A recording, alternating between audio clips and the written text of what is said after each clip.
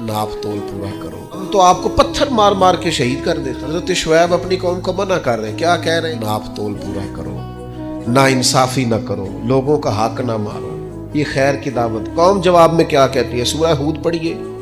वो कहते हैं हमें नहीं समझ में आती आपकी बातें।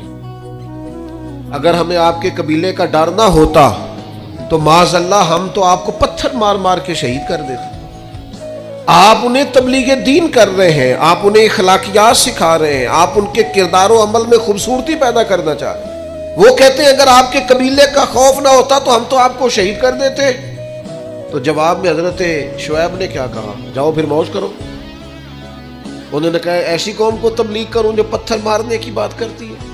क्या मैं अब ऐसे लोगों को दावत खैर दूं जो मुझे शहीद करने की बात करती? क्या खूबसूरत जुमला है कुरान मजीद ने बयान किया।